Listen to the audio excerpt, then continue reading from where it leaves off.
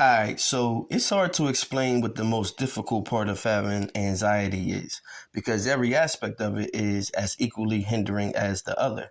Now, because I have a panic disorder and an anxiety disorder, naturally I would say that the most difficult part is the panic attacks and the anxiety attacks that I've talked about in previous videos.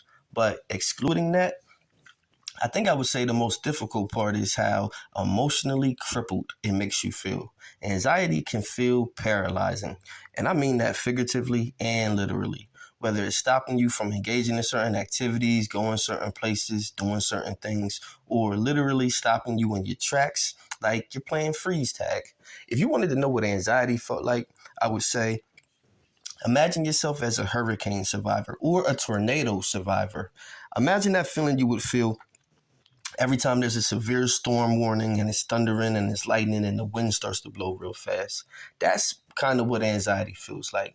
It's our natural stress response. It's our stress hormones. It's that boost of adrenaline that gets your heart pounding fast. Imagine being scared of a dog and then you see a loose dog running around your neighborhood. That's a visual perceived threat. That is a direct cause and effect.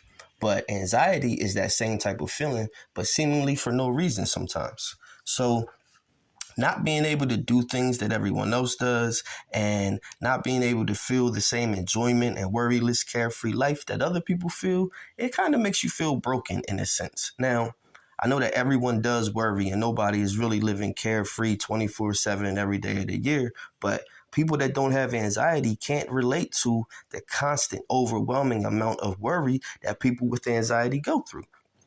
That's why they're always telling us to calm down or try not to think about it or telling us that we're overthinking or just thinking too much. They tell us that because they don't understand that it's out of our control. That is the disorder of it. Trust me, nobody would choose to sit around worrying about stuff all day if they had a choice. Now, living with a panic disorder like me is even more frustrating because I'm constantly worrying about having another panic attack, which brings on more anxiety, which triggers more panic attacks. It's a vicious cycle that most people can't understand. The people that have frequent anxiety and anxiety attacks know that it's a very lonely feeling. You feel alone. It's very depressing. And it's frustrating feeling unheard or unseen by the people that you think should care the most. And the few people that do understand anxiety can't relate to how it feels to have an actual anxiety disorder that you live with 24/7. That's like comparing a regular headache to frequent migraines. It's not the same.